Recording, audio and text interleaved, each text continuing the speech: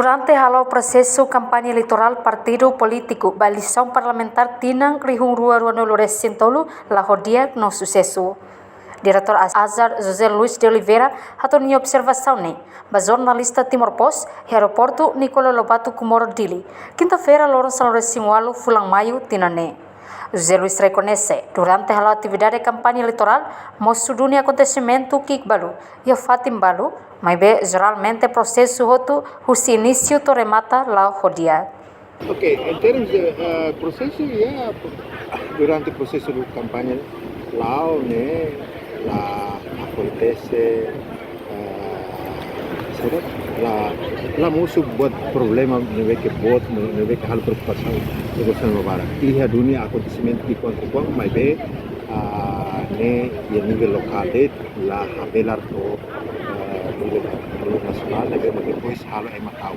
Jadi esse aspecto ini tabeldia prosesu kampanye ne beke tinang ne atu kata kobo ia ona maturidade onsa atu participa ia eleição kata kita ia será de diversidades partido diversidades ideologia mas kita bele considera mais em termos de processo ini kita aprecia agora em termos claro esforço sira partido sira halo ton aban lorong silêncio durante lorong silêncio importante deles ba sira rona hotona durante que langida chega uma partido político sira ba dia nomos ba promete agora se tem que refletir hoje dia pode países de 21 sira vai urna centro votação atau votos di urna, tem votos di dalam website voting, votos di dalam bema, kuisir consciência, votos di dalam bema.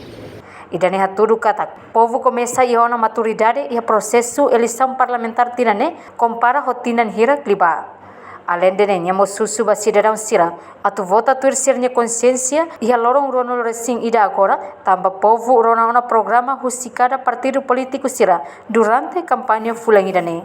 A reportagem Isabel Armelita Beatriz Belo, televisão Timor Post.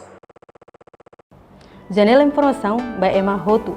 Atu reta informação atual diakliu kita haluha haneham botão subscribe, like, halo comentário no Farretutang ba media social Hotu.